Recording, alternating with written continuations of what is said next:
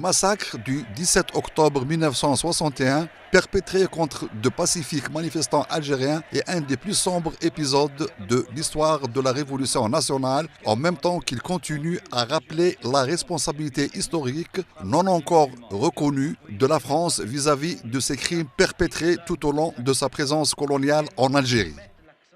Alors que les accords d'Évian conduisaient l'Algérie vers la voie de la reconquête de sa souveraineté, par la force d'une résistance farouche de son peuple, le colonisateur français a de nouveau commis, dans la nuit du 17 octobre 1961, l'un de ses crimes les plus sinistres à l'encontre d'Algériens sans défense. Sur ordre du préfet de police de la Seine, Maurice Papon, les forces de l'ordre avaient, cette nuit-là, sauvagement réprimé une manifestation pacifique dans la capitale française, Paris, à l'appel de la Fédération de France du Front de Libération Nationale, en dénonciation du couvre-feu en vigueur depuis plusieurs jours et ciblant les quelques Nord-Africains ou encore Français musulmans d'Algérie. Hommes, femmes et enfants avaient répondu par milliers présents et convergé vers les grands acteurs de Paris, lesquels n'ont pas tardé à devenir le théâtre d'une barbarie policière peu égalée, visant à mater ce qui n'était qu'une action de rejet d'une énième injustice contre tout un peuple soumis au joug colonial. La sanglante répression qui s'est poursuivie bien au-delà de la nuit du 17 octobre s'était soldée par des dizaines de manifestants jetés dans la Seine, tués par balles ou morts, le crâne fracassé par des manches de pioche ou de crosses de fusil, selon les comptes rendus officiels de l'époque.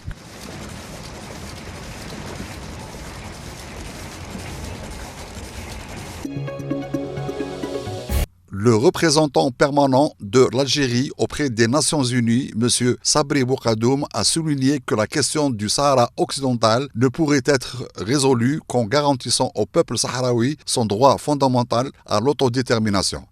Intervenant lors du débat de la Commission des questions politiques spéciales et de décolonisation de l'ONU, dont les travaux se poursuivent à New York, le représentant algérien a rappelé que la question du Sahara occidental relevait du processus de décolonisation, soulignant qu'elle n'a toujours pas été réglée puisque le Sahara occidental figure sur la liste des territoires non autonomes. Il a relevé en outre que la question du Sahara occidental est aussi une question africaine, comme en témoignent les multiples prises de position de l'Union africaine en faveur du droit du peuple sahraoui à l'autodétermination, droit qui a été reconnu, a-t-il souligné, par le Conseil de sécurité et l'Assemblée générale de l'ONU.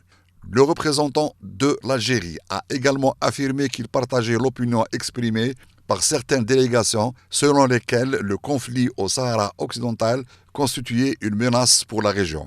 Il a réaffirmé à ce propos la détermination de l'Algérie à renforcer sa coopération avec l'ONU sur ce dossier. L'Algérie sera la première à se féliciter lorsque le peuple sahraoui aura décidé de son sort, a-t-il conclu.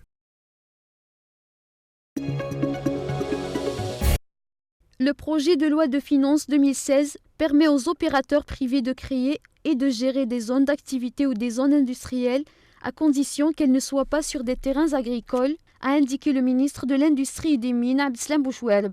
Il a également annoncé la libération au courant du mois en cours de 31 parcs industriels sur les 49 programmés à travers le territoire national. Le ministre a indiqué que l'Agence nationale d'intermédiation et de régulation foncière, ANIREF, venait de mettre à la disposition des Wali les schémas globaux d'aménagement des sites, leur permettant ainsi d'attribuer des lots au profit des porteurs de projets qui, à leur tour, peuvent entamer les démarches de réalisation en parallèle à l'aménagement des parcs. Si vous additionnez ces mesures, vous verrez se déployer une feuille de route résolue à donner naissance à un véritable marché du foncier économique, libéré de la contrainte administrative, de la spéculation et de la pression s'exerçant sur le domaine privé de l'État, a affirmé M. Bouchouelb. En cohérence avec cet objectif, l'ANIREF connaîtra, selon le ministre, une profonde réorganisation pour s'adapter aux nouvelles exigences pour qu'elle puisse se focaliser sur ses missions essentielles. L'ambition du gouvernement à travers toutes ces mesures, explique-t-il, est de construire un vrai marché du foncier économique. Par ailleurs, il a considéré que la négociation, couronnée de succès par la reprise de la totalité du capital du complexe d'Al Hadjar par le groupe Imital sans débourser le moindre sou, fait partie de ces choix stratégiques de notre ambition industrielle qui consacre comme structurante la construction d'une filière sidérurgique et métallurgique forte et capable de satisfaire la demande locale et d'envisager l'export. Les employés des différents corps du secteur de la santé reçus au concours organisé en mai et juin 2015 bénéficieront d'une revalorisation salariale allant de 4 500 à 18 000 dinars, a indiqué la tutelle. Cette augmentation sera appliquée par les directeurs et gestionnaires des établissements sanitaires et concernera 2 120 médecins spécialistes, 4 030 chirurgiens-dentistes, 11 300 généralistes, 650 psychologues, 860 biologistes, 185 pharmaciens et 52 000 paramédicaux, dont 3 900 sages-femmes et 2 165 auxiliaires médicaux en anesthésie et réanimation, autres ceux exerçant dans d'autres secteurs.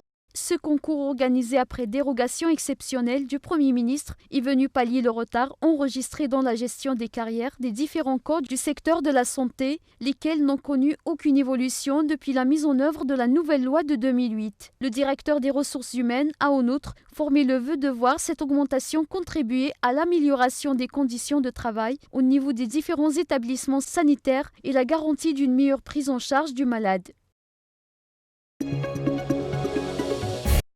Une nouvelle fuite de documents secrets risque d'embarrasser la Maison-Blanche. Dans un dossier intitulé The Drone Paper, le site américain d'investigation The Intercept a publié des documents classifiés sur les opérations menées par les forces spéciales américaines en Afghanistan, en Somalie et au Yémen. Selon ces informations fournies par nouveaux lanceurs d'alerte, décrits comme un professionnel du renseignement, les pertes civiles sont sous-estimées par l'administration américaine. 99% des personnes tuées n'étaient pas les cibles visées, selon des documents secrets qui révèlent notamment que lors de l'opération Haymaker, menée dans le nord-est de l'Afghanistan entre janvier 2012 et février 2013, les frappes de drones des forces spéciales américaines ont tué plus de 200 personnes, mais seulement 35 étaient les cibles visées. En 5 mois, seuls 10% des personnes tuées étaient les cibles des forces spéciales.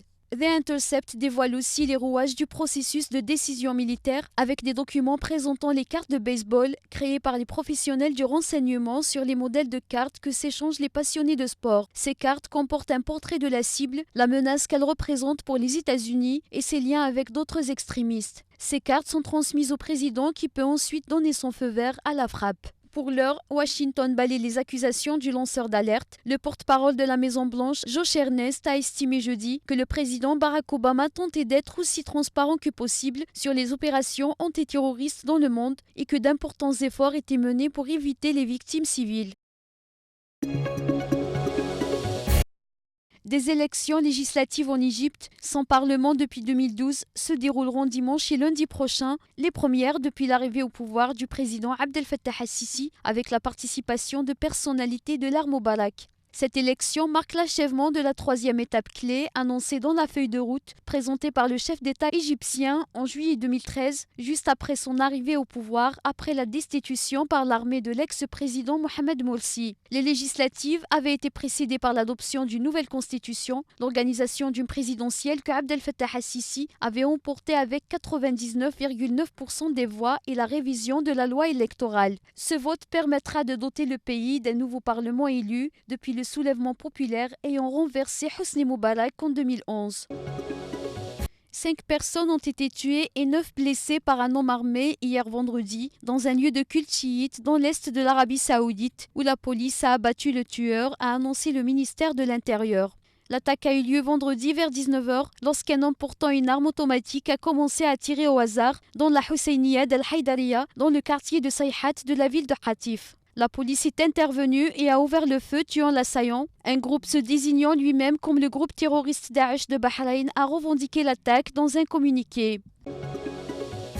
2 Palestiniens ont été tués samedi matin en Cisjordanie occupée et à Jérusalem-Est. À Hébron, un Palestinien de 18 ans a été tué ce matin. C'est un passant israélien qui, selon ses dires, lui a tiré dessus après que ce jeune homme palestinien ait tenté de le poignarder. Peu après, c'est à Jérusalem-Est que s'est reproduit quasiment la même scène. Cette fois, un Palestinien a été tué après avoir essayé de donner des coups de couteau à un soldat israélien. Vendredi soir, le président américain Barack Obama s'est dit inquiet face à cette explosion de violence. Son chef de la diplomatie, John Kerry, quant à lui, a appelé Mahmoud Abbas et Benjamin Netanyahou pour leur demander d'œuvrer pour ramener le calme. Les forces de sécurité russes ont abattu ce samedi 4 terroristes liés à l'assassinat le mois dernier d'un imam modéré dans le Daghestan, république instable du Caucase russe, confronté à une rébellion de groupuscules terroristes.